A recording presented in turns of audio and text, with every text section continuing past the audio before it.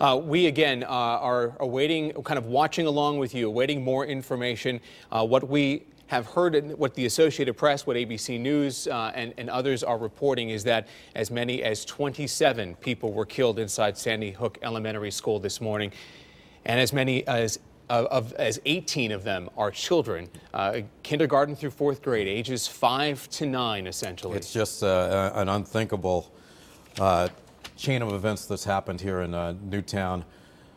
Earlier, shortly after this tragedy, we saw a number of parents coming to a local firehouse that was being used by authorities as a staging area where a lot of the kids were taken. Initially, after this happened, they were led there single file by the teachers and police, and that's where a lot of very emotional reunions happen. Yeah, the emotion changing now at that same location of that firehouse. News 8's Ken Pierce has been outside. They're reporting now that it seems to be the place where grief counselors are gathering. He saw a priest there. He said he saw members of the clergy, as well, and seems that people who are going there or who are being brought there now are getting at least the first wave of grief counseling as they find out the worst information possible. So there continues to be a scene at that firehouse, a scene of great sadness, certainly at this hour. I'll tell you, there will be a lot of questions about the connection that this gunman had, apparently a 20-year-old with some ties to New Jersey, had to Sandy Hook Elementary. Lieutenant Vance did say, and we've heard reports from other news organizations that this person did have a tie to this school. We don't know what that tie might have been.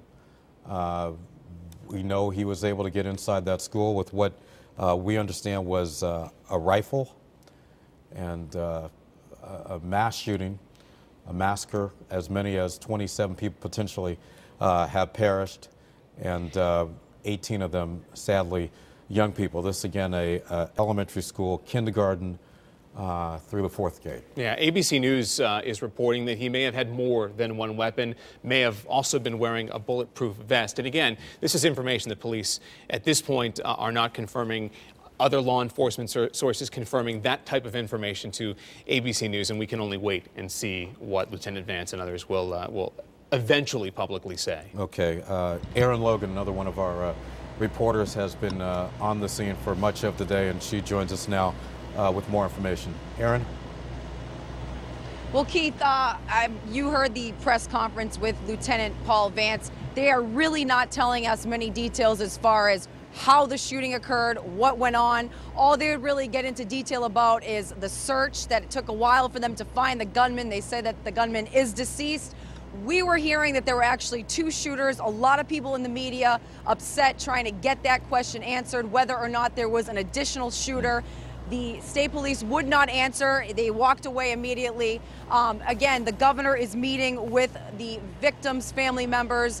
We're hearing 27 people total, including 18 children. No numbers were confirmed. They really won't give many details right now. And a lot of people that did come up here to the staging area to get that information are upset because they want answers. Again, we've talked to people all morning long. We talked to a brother who had a sister in the 3rd grade at the school. We talked to a parent of a 5th grader this morning. And again, just people want to know how this person, why this person went into the school, who would open fire in a school with pre-K through 4th graders, what the motive was, what the intention was. So many unanswered questions right now. All we do know is that there are a number of people dead, including students and staff. That's what Lieutenant Vance said, students and staff. He would not get into specific numbers. But again, we are hearing a number of different reports from ABC News, CNN, etc. And we're just going to have to keep waiting and listening and updating you with these press conferences. But people here are waiting. They showed up because they knew the media staging area was here, and they thought they would be able to get some answers. And right now, we really can't tell you much more than that's already out there. Nothing is being confirmed at this time. But Lieutenant Paul Vance did say that he will be back shortly. He promised to keep us updated as quickly as possible. Erin, I know earlier you spoke with a family. I saw you with a dad, a mom, and a little girl, and hearing some of those stories, some of the stories of the kids who were in there and the parents rushing to the school, there are a lot of emotional stories coming out of this, as well as this kind of information that's coming out. Absolutely, because when you hear a shooting at a school, you think the first thing, obviously, my neighbor, my child, somebody that I know. And there was a father, actually, I had to park far away and try to get to the scene. And I was running up the hill with a father who was in panic mode, crying, saying, I don't know where my kid is, where's the firehouse, you know, trying to get there. So, you know, just a lot of emotion, a lot of panic. If anything, I would say the mood was panic. People wanted answers. People are still shaken up out here because we're not being told a whole heck of a lot right now. Erin, I know it's a sad situation. Absolutely. Erin, I know you talked to some parents about security, and a lot of people are asking about security at that school in the wake of this. What can you share with our viewers about the security system at Sandy Hook Elementary?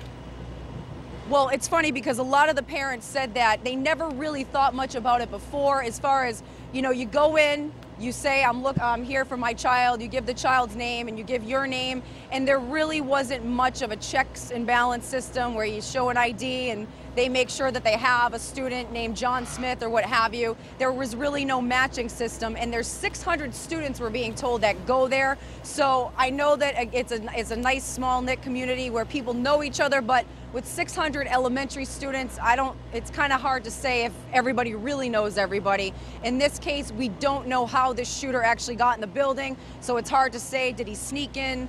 Did he make up a fake name? We don't know the answers to these questions. But parents say now they're hoping that there is a strict system, in place everywhere where you have to say and show ID and make sure that the principal or whoever is at the front desk knows, this is my child, I am the parent. So, you know, we'll see what's going to happen with changes as far as that concerned, but that is certainly the topic of conversation here as people are waiting for answers as to how this gunman got in the school. All right, Erin Logan, thank you. We just showed you some live pictures of Governor Daniel Malloy, who was at the scene, has been on the ground there for a couple of hours now.